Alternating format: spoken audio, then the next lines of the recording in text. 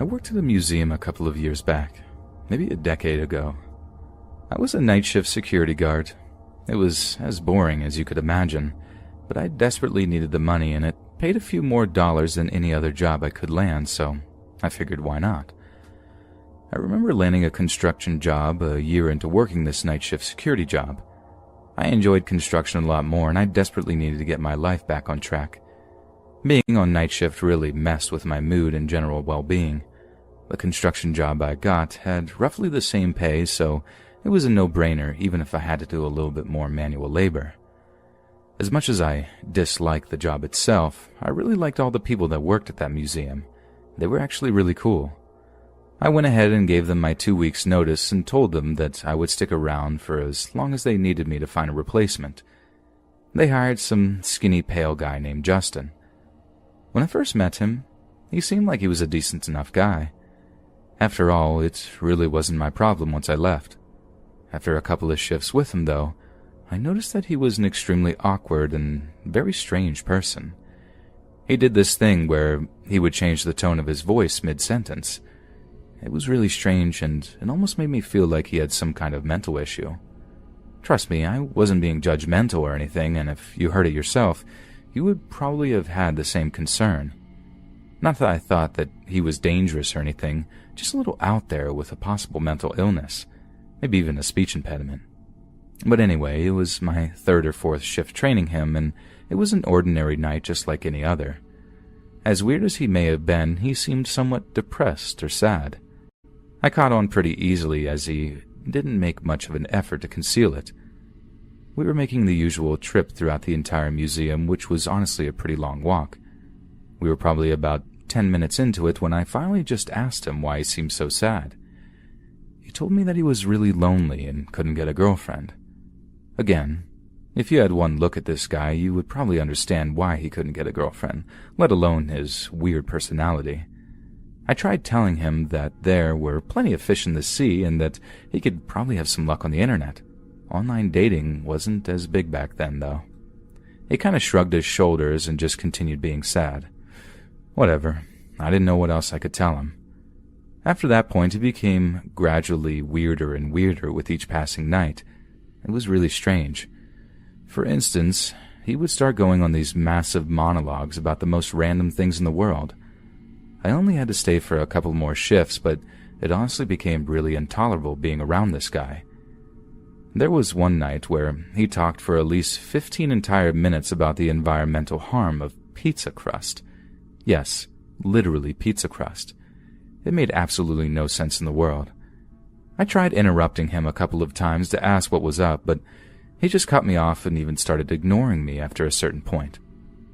When you are completely alone in a massive building with one other person, trust me when I say that their mental well-being is very important. I gradually began feeling more and more unsafe in the presence of this weird guy. Justin just seemed like he was going crazy or something. Thankfully, my entire shift with him went by decently enough. It was still awkward and moderately unbearable, but it was at least over. I started my new job and everything seemed to be going really well. I had completely forgotten about Justin and life seemed to move on. I didn't really think about that security job anymore at all.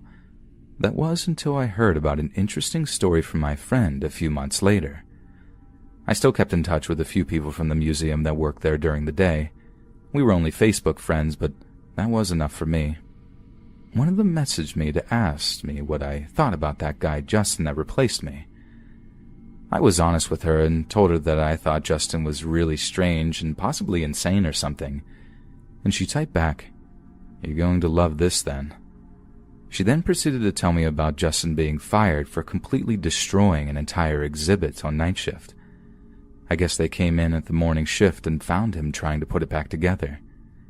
They watched the security footage and this guy literally tried to fight a dinosaur skeleton.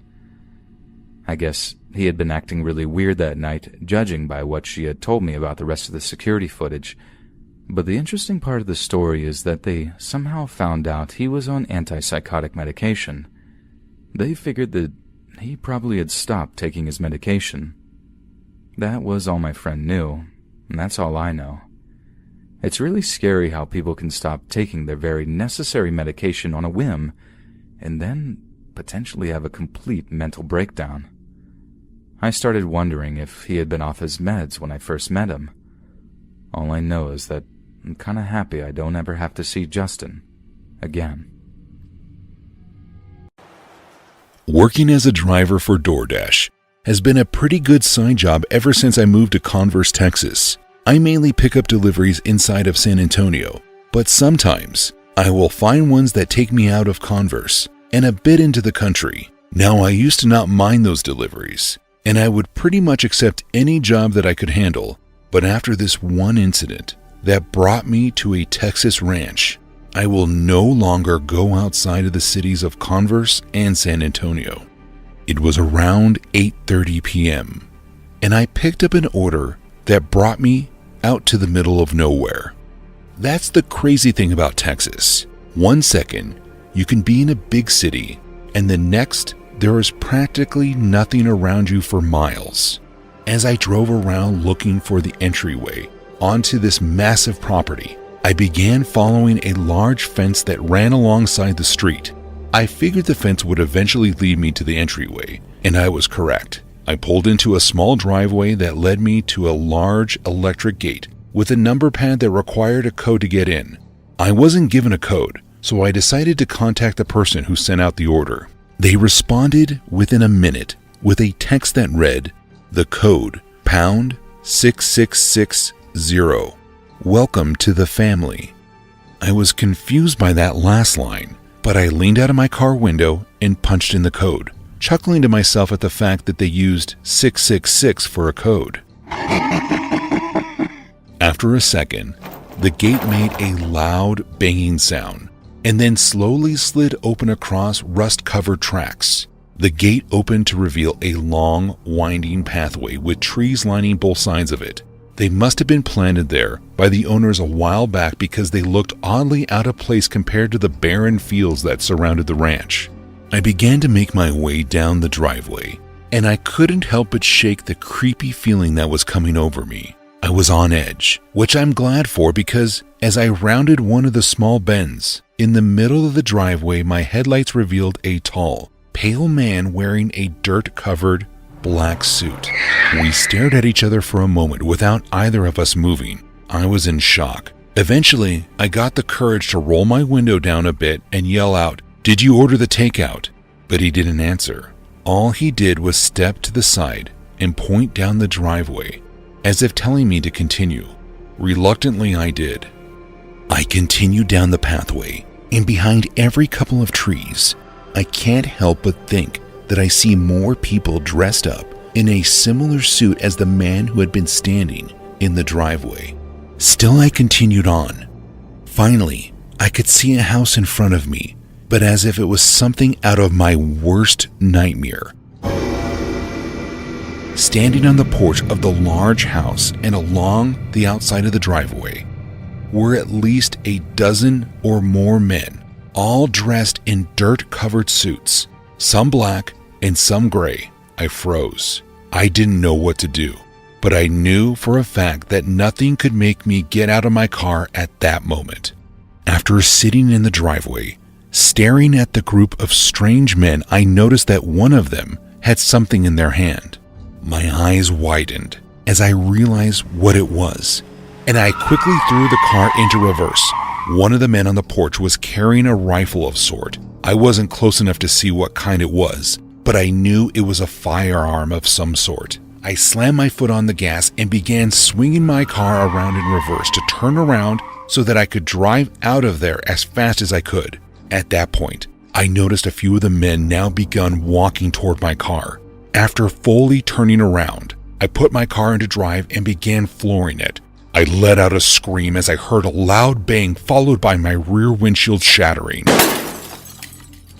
I leaned forward and made my head as low as possible while still being able to see over the dashboard. As I made my way down the driveway, every tree that I passed, I could see a man stepping out from behind it and walking toward the path that I had been driving down. Luckily, none of them seemed to be armed. I made it out of the driveway and onto the road, and as I passed the still open gate, I noticed that it began to close. They were trying to trap me inside with them. I sped down the road and called 911 as I made my way to the police station and explained to them what just happened to me. They were confused when I told them the address because they were familiar with it, and it had apparently been an abandoned property for the past decade. By the time the officers made it to the ranch, however, they said it appeared to still be abandoned and there was no one around. 3 hours after I finally got home, around 2:30 a.m., I received a text message saying, "Where'd you go? It was just getting fun." That was the last time I ever took an order outside of the city.